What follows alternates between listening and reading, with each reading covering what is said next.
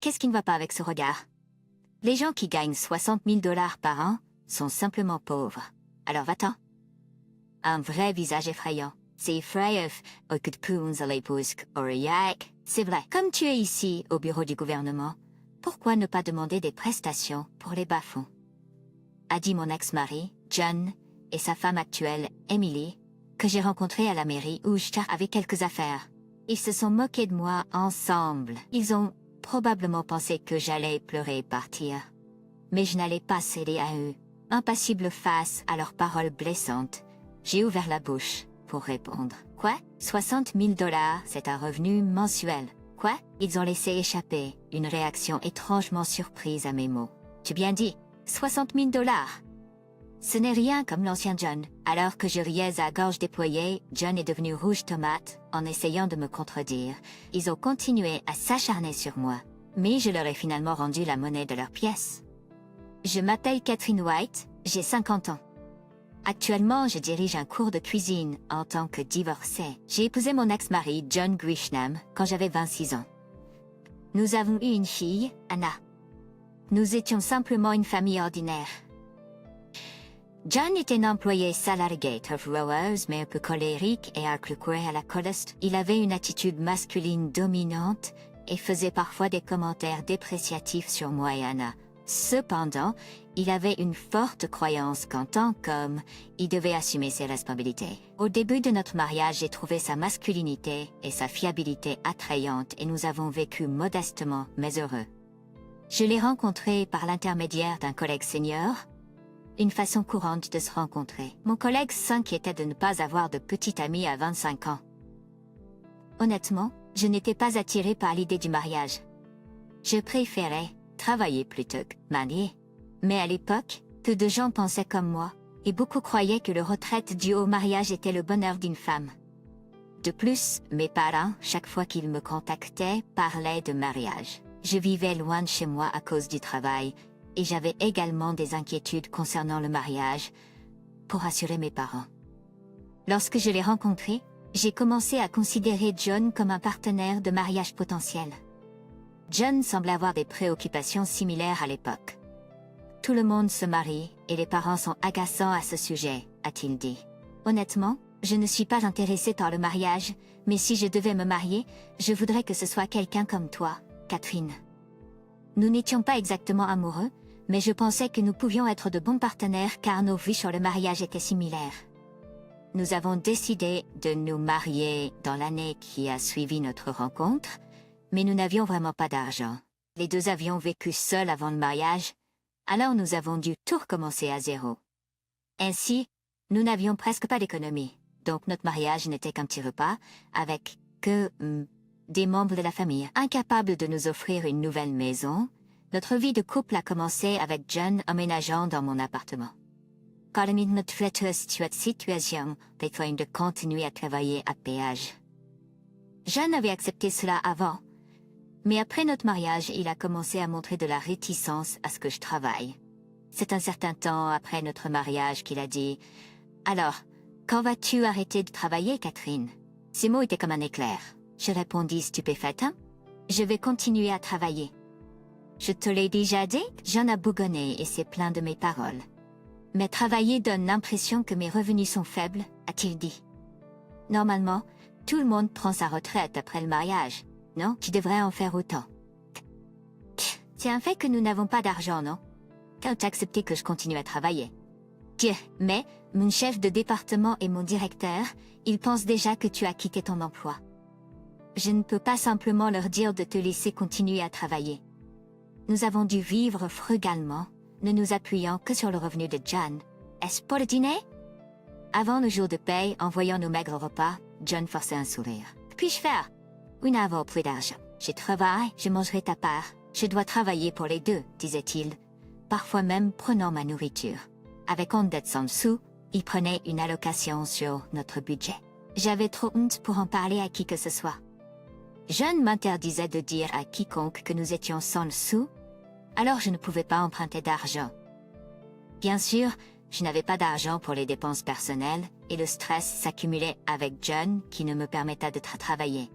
Envisageant le divorce, John disait, si nous avions un enfant, tu n'aurais pas à travailler. Si nous avions un enfant, tu n'aurais pas à y penser. Il suggérait d'avoir un enfant malgré nos finances. Je disais que c'était trop tôt, mais je suis tombée enceinte, ce qui a compliqué le divorce et le travail. Alors que John vieillissait, son salaire a un peu augmenté. C'était toujours en dessous de la moyenne. Mais nous nous sommes habitués à économiser. Étant mère au foyer, je pouvais assister à tous les événements de la maternelle et de l'école d'Anna. C'était un voyage difficile avec beaucoup de sacrifices, mais nous avons finalement atteint une vie normale. Puis un jour, John a dit à la légère, « Peut-être devriez-vous commencer à travailler bientôt. Rester à la maison tout le temps va vous vieillir rapidement. » J'étais sans voix à ces mots. « Qu'est-ce que tu veux dire? Quand nous luttions financièrement, tu disais que c'était honteux pour moi de travailler. Maintenant, tu me dis travailler? Qu'est-ce qui ne va pas? Tu ne veux pas travailler? Rester à la maison toute la journée, c'est juste de la paresse, a-t-il dit. J'ai été choquée par ces paroles brutales. C'est pas que j'aime pas travailler, mais je ne peux tout simplement pas accepter son attitude et ses mots. La nouvelle femme du directeur travaille même après le mariage et avoir des enfants. Elle a toujours l'air si composée. Et toi, Catherine, tu ne te sens pas misérable? Quel genre de visage faisait-il en disant cela? Avait-il oublié ce qu'il m'avait dit? Il y avait tant de choses que je voulais dire. Mais avec Anna à proximité, je me suis désespérément retenue. D'accord, je trouvais un emploi, lui ai-je dit avec ressentiment. Et John avait l'air satisfait, comme s'il avait gagné. Alors j'ai commencé un emploi à temps partiel, à proximité, un cuisinier dans un supermarché. Hannah était à l'école élémentaire supérieure à ce moment-là. Même si elle a beaucoup grandi, elle est toujours une élève du primaire. Toujours jeune et needing attention, et avec des tâches ménagères à faire. En plus de cela, travailler signifiait que j'étais épuisée tous les jours au début. Même en me voyant comme ça, John n'a rien changé. « Pourquoi es-tu fatiguée d'un emploi à temps partiel? Apprends de moi, il disait arrogamment tous les jours. Mais être un employé à temps plein est entièrement différent de concilier un emploi, les tâches ménagères et la garde d'enfants. Quand je travaillais à temps plein, je ne m'occupais que de moi-même. Je ne me souviens pas avoir été aussi fatiguée. C'est juste en partiel, mais j'ai aussi des tâches ménagères. Peux-tu m'aider un peu? Même vérifier les devoirs de Anna t'aiderait, je lui ai dit. Mais il ne voulait pas coopérer. Tes devoirs, c'était il y a seulement 3 ans. Je sais que démissionner n'était pas idéal, mais je n'avais pas le choix. Pas de choix? Vous vouliez juste retourner à votre vie de femme au foyer gâté, n'est-ce pas? Peu importe à quel point j'ai expliqué la condition d'Anna et notre situation, il n'était pas empathique. Au lieu de cela, il continuait à me mettre la pression pour travailler. Luttant contre la situation impossible et ses abus émotionnels, j'étais désespérée de faire quelque chose. Puis un jour, Hannah a dit « Maman, je suis désolée que tu aies dû démissionner à cause de moi. » Elle est surprise. Je savais que ces mots avait atteint les oreilles d'Anna, mais je ne réalisais pas qu'il l'avait rendue coupable. Remplie de regrets et de détermination, je savais que je devais lui montrer que ce n'était pas sa faute. C'est pas à cause de toi, Anna, mais je suis heureuse que tu sois à la maison. Je veux que tu restes à la maison comme avant. Kenna, j'ai réfléchi. Après mûre réflexion, j'ai décidé de commencer des cours de cuisine à la maison. J'ai toujours été confiante dans mes compétences en cuisine. Avec mon expérience de la vie en solitaire et mon travail de cuisinière au supermarché, j'avais un bon répertoire de recettes. De plus, travailler au supermarché pendant 3 ans m'a permis d'obtenir un permis de chef. Donc j'ai pu commencer ma classe de cuisine en douceur. Et Naniette avait. Mais il s'est moqué de moi. Comme si tu pouvais réussir tout seul. Qui paierait pour apprendre la cuisine avec toi? Arrête cet effort vain et va trouver un vrai travail, toi le misanthrope. Il ne cessait de se plaindre pendant que je me préparais pour la classe de cuisine. Pourtant, je n'ai pas abandonné. Je suis sûre qu'il changera d'avis, même lui. Éventuellement. Mais le succès n'est pas venu face au vivre facilement. C'est ce que Dr. Person. Les élèves trouvaient cela difficile, même ceux qui sont venus pour une séance d'essai rarement devenus réguliers, tout comme John l'avait prédit. Juste trouver un emploi décent, a-t-il dit facilement. Mais considérant les visites à l'hôpital de Hannah et ses maladies soudaines, c'était difficile. John n'avait toujours pas l'intention d'accompagner Anna à l'hôpital, ce qui rendait difficile pour moi de reprendre le travail. J'ai finalement continué classe de cuisine malgré mes inquiétudes. Puis un jour, j'ai eu 2 élèves qui ont assisté à chaque classe de cuisine. Votre cuisine est très populaire auprès de ma famille. Mon fils n'aime pas les légumes, mais il a mangé votre cuisine l'autre jour. Elles sont merveilleuses. Ils ont également apporté leurs amis et la classe de cuisine a finalement décollé environ 1 an après son ouverture. Anna était très heureuse, mais John me regardait froidement. Je pouvais sentir qu'il me considérait toujours comme un idiot, mais il devenait de moins en moins loquace, comme s'il ne pouvait rien dire. 5 ans se sont écoulés. Ma classe de cuisine se portait bien, quoique lentement. La santé d'Anna s'est améliorée avec la croissance, et ses visites chez le médecin sont devenues des simples examens annuels. Nous n'étions pas très riches, mais nous vivions heureux, sans aucun problème majeur. En revanche, ma relation avec John s'était refroidie. Je pouvais clairement ressentir son mécontentement face à mon succès, et je n'avais rien de plus à lui dire. Lorsque nous nous sommes mariés, je pensais qu'en sujet nous serions de bons partenaires, mais la chose se passe pas toujours comme prévu. Pourtant nous étions ensemble depuis si longtemps. Je pensais que nous continuerions cette relation atténuée jusqu'à notre vieillesse. Mais un jour, quelque chose s'est produit. Anna, désormais au lycée, est rentrée de l'école avec une mine inquiète. Qu'est-ce qui ne va pas? Y a-t-il eu un problème à l'école? J'ai vu papa marcher avec une femme, je ne sais pas qui. C'est papa, quelqu'un du travail? J'ai demandé, non, ils étaient bras dessus, bras dessous. Se regardant l'autre, j'ai senti le sang quitter ma tête lorsque j'ai entendu ces paroles. C'était clair pour moi que c'était une affaire, mais je n'ai pas été choquée par cela. J'ai été dévastée que Anna ait dû le voir et en souffrir. Cela a pété prise. Je vais en parler tant à sujet. J'ai dit, en essayant de la réconforter. Désolée d'avoir dit quelque chose comme ça. Non. Merci de me l'avoir dit, même si c'était difficile. Je réconfortais Anna avec un sourire, mais à l'intérieur je bouillais de colère.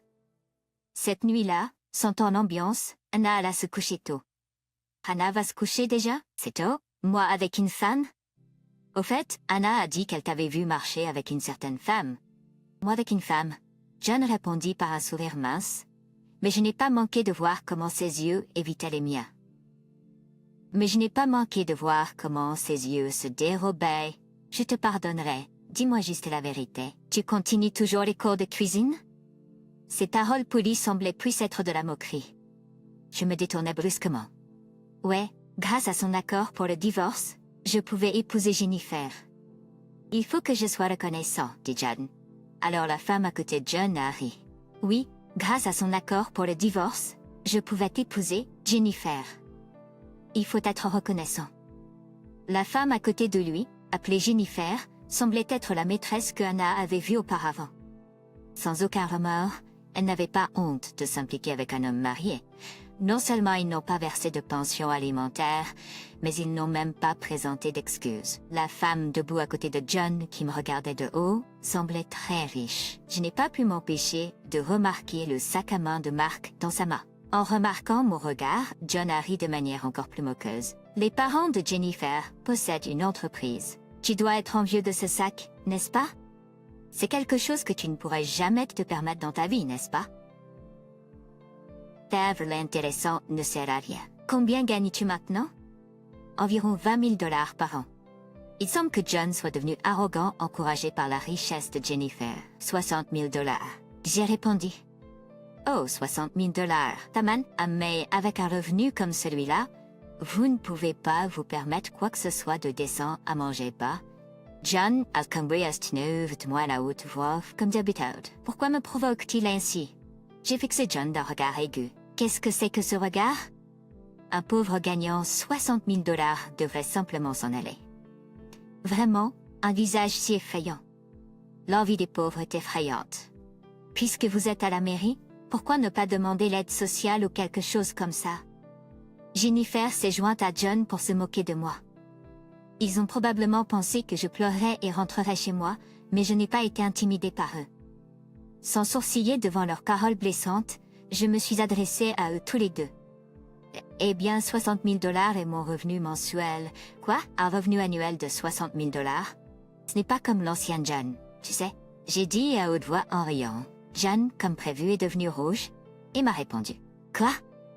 Autrefois? Vous étiez toujours autour des 60 000 $ jusqu'à ce que nous divorcions. C'était vraiment difficile d'épouser une personne si vaniteuse et pauvre. Il avait l'air surpris par ma réponse.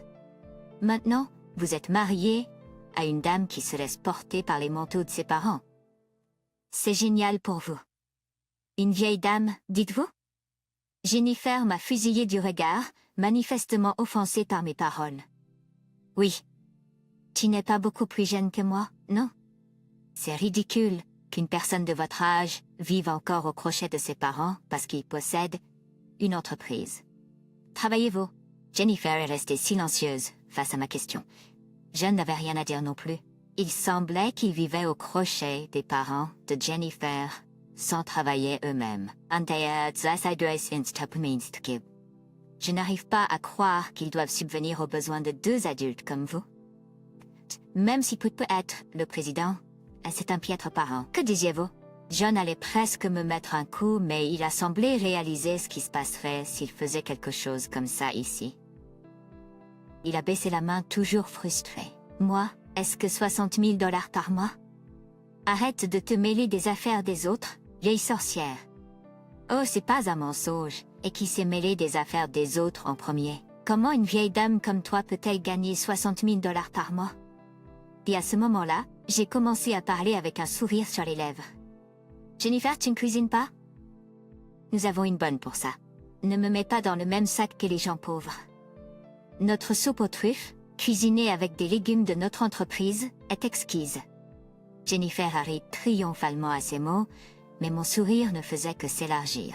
C'est donc le cas? Qu'est-ce qu'il y a avec toi, bizarre? Je suis heureuse que tu aies aimé le plat que j'ai créé. À ces mots, ils ont tous deux paru surpris. Après mon divorce avec John, j'ai continué les cours de cuisine, mais les cours de cuisine seuls n'étaient pas suffisants pour subvenir à nos besoins.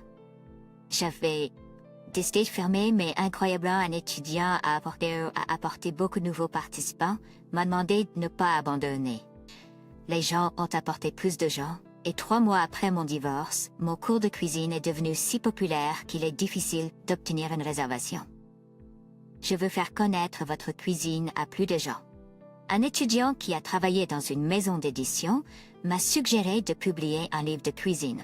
Donc, j'ai d'abord publié un livre de cuisine destiné aux ménagères. Grâce aux ménagères qui ont cuisiné ces recettes et les ont partagées sur les réseaux sociaux, mes livres se sont incroyablement bien vendus, même à notre époque. J'ai également publié un livre de recettes adapté aux tout-petits que j'ai préparé avec Anna en maternelle et des recettes économiques que j'ai créées pendant les moments difficiles. Récemment, je publie des livres de cuisine de différents genres, y compris certains avec une approche plus raffinée. Parmi eux, le riz burdock truffé, préparé avec des champignons et du sel à la truffe, continue de se démarquer et de faire fureur sur les réseaux sociaux. Sûrement, la domestique de Jennifer l'a vu et a décidé de le préparer. Je suis fière que le riz burdock truffé ne soit pas quelque chose que la personne moyenne penserait. Vous l'avez inventé? Oui, c'est vrai. Je suis heureux que Chen Jianlong le prépare. Jennifer était sans voix à mes mots. Elle m'aurait reconnu comme le créateur, mais il semblait qu'elle se vantait de quelque chose préparé par d'autres. Elle n'avait aucune idée que c'était moi qui l'avais créé. Les deux se sont tus, réalisant sûrement que mon revenu mensuel de 60 000 $ n'était pas un mensonge.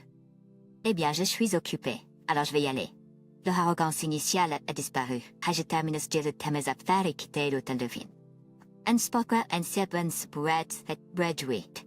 John est venu me visiter dans mon appartement. Puisque j'ai continué les cours de cuisine après notre divorce, Rue m'était pas encore installé. Ouais, en regrettant de ne pas m'être installé quand John est arrivé, je suis allée à la porte à contre-cœur. Ah, désolé pour tout à l'heure, a-t-il dit avec un grand sourire sur le visage en me saluant à la porte. Qu'est-ce que tu veux? Bon, tu sais, je t'ai soutenu et aidé dans tes cours de cuisine, non?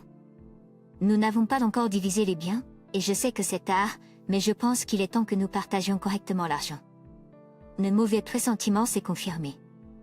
John est venu, apparemment avec l'intention de réclamer une part de mes gains. De quoi parles-tu? Je ne me souviens pas de ton soutien. Tout ce que je me souviens, c'est d'avoir été constamment moquée. Il n'y avait aucun soutien de côté. Et le partage des biens. Je lui ai demandé, surpris.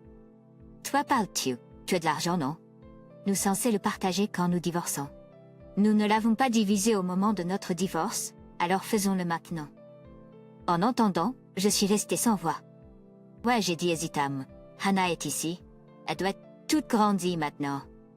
Peut-être qu'elle veut me voir? Il a essayé de jeter un coup d'œil dans la maison, mais j'ai fermé la porte pour bloquer sa vue. Hannah n'est pas ici. Oh, elle habite loin, elle se marie bientôt. En entendant, les yeux de John se sont illuminés. Je me suis sentie partagée entre le fait de penser que ce n'était pas son affaire et de me demander s'il était heureux pour le bonheur d'Hannah. Mais mes pensées ont été trahies rapidement. Qui est le partenaire? John a demandé. Un gars riche? Eh bien, c'est un homme sérieux dans son travail, ai-je répondu. Super, Hannah a de la chance. Elle est belle comme toi, donc elle peut facilement se marier dans l'argent. Les femmes ont le mariage comme voie d'évasion, chanceuse pour elle, il a ajouté. J'ai dû réprimer l'envie de gifler John. J'avais espéré et été déçue tellement de fois auparavant. Je suis stupide d'avoir même eu un soupçon d'espoir qu'il puisse se soucier comme un père. Il était clair que John manquait de toute affection paternelle. Le mariage, j'ai demandé essayant de garder ma voix stable, je ferais mieux de garder mon emploi du temps ouvert, a dit John, supposant qu'il serait naturellement invité. Il serait naturellement invité. Puis, vous devrez demander à Hannah à ce sujet. Mais si vous voulez rencontrer l'homme qui sera le mari de Hannah, vous et Jennifer pouvez venir ce week-end. Vous pouvez au moins venir dire bonjour. Économie. Donc par simple calcul, vous devrez payer $3000 à Catherine. Ouais, les choses se sont passées comme je l'espérais, et je me suis sentie un peu mieux. Lorsque nous avons divorcé, John emportait toutes les économies. J'étais tellement heureuse de pouvoir faire ce que je voulais faire. Richard, je veux qu'il me paie exactement ce qu'il me doit. Puis-je vous demander d'intervenir? Je l'ai demandé à nouveau devant les deux. John et Jennifer se sont regardés et sont devenus pâles à sa réponse. Je leur ai ensuite soumis une réclamation sous la forme appropriée, mais comme d'habitude, il n'y a toujours pas eu de paiement. Cependant, je ne pouvais pas causer plus de problèmes à Richard et Hannah. J'ai finalement décidé de prendre la dernière extrémité. J'ai envoyé un avis à l'entreprise de fruits et légumes avec laquelle je faisais des affaires. L'entreprise de fruits et légumes avait été chargée de tous mes légumes depuis que j'ai publié mon livre. Les ventes de kits de repas contenant les légumes que j'utilise dans ma cuisine ont également été favorables. Ils représentent une part importante des revenus de cette entreprise et nous avons pu conclure un contrat mutuellement bénéfique. C'est précisément à cause de John et Jennifer que j'ai décidé de résilier le contrat. Sans surprise, le président de l'entreprise de fruits et légumes est venu me voir immédiatement avec le vice-président. Y a-t-il quelque chose qui ne va pas? Vos kits de repas continuent d'être bien accueillis et nous prévoyons des ventes continues. Résilier le contrat maintenant n'est pas la voie à suivre. Tant le président que le vice-président m'ont regardé avec difficulté et ont essayé de me convaincre de continuer le contrat. Bien sûr, nous vous sommes reconnaissants pour toute l'aide que votre entreprise nous a apportée, mais je ne veux plus être impliqué. Mes paroles tranchantes les ont fait frissonner de froid alors qu'ils cherchaient une raison. Comme si pour y répondre, je leur ai dit, pour être précis, je ne veux plus avoir affaire à Jennifer, la fille du président et la sœur du vice-président. L'entreprise de fruits et légumes avec laquelle j'avais conclu quiconque contrat a été gérée par la famille de la femme de John, Jennifer. Oui, bien sûr, je ne savais pas au début. Cependant, lorsque Jennifer a dit que les légumes que notre entreprise gère et qu'elle était la fille du président, j'ai pensé que ça pourrait être possible. Il n'y a pas beaucoup d'entreprises de fruits et légumes dans les parages. Donc, je me suis penchée sur le contrat et j'ai trouvé le nom de Jennifer sur le procès-verbal des sociétés de fruits et légumes de la région. Un travail de veille, il était évident qu'elle était une directrice de nom seulement. Je savais que le vice-président avait une sœur, et quand j'ai découvert qu'ils étaient famille, j'ai réfléchi pour essayer de comprendre cette situation. Cependant, comme d'habitude, ni John ni Jennifer n'ont été sincères envers moi. Je sentais que ce serait injuste pour moi de continuer à être la seule personne traitée sincèrement. Je leur ai dit les faits tels qu'ils étaient. Cela ne peut pas être vrai que le mari de Jennifer était votre mari. Elle a commis une chose tellement scandaleuse. Les deux se sont simplement excusés platement, les visages pâles. Je suis désolée. Le nom de Jennifer sera retiré du conseil d'administration. Et, Tata, tu dois assumer la responsabilité de l'avoir gâtée. Je suis d'accord, je suis vraiment désolée pour ce qu'elle t'a fait. Et donc, le président a démissionné.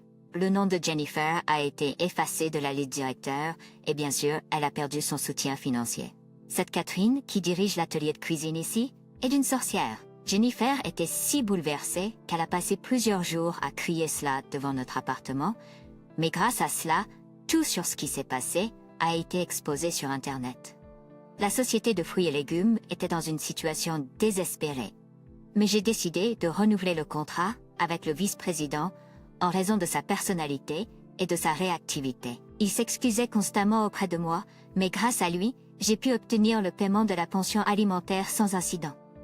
And il va sans dire que John et Jennifer étaient mes compétences. Ils n'avaient même pas travaillé et ce qui les attendait était une vie de pauvreté sans argent. Tous les deux avaient été abandonnés par leur famille et semblaient vivre dans un petit appartement. Elle sait comme je croyais que ma Kentucky Card. Tata m'a demandé de lui prêter de l'argent. Bien sûr, je lui ai refusé. C'était pathétique qu'elle ne puisse compter sur personne et doive supplier sa fille pour de l'argent. Je pense qu'il travaille dans une usine maintenant. Il n'aurait pas dû démissionner de son emploi.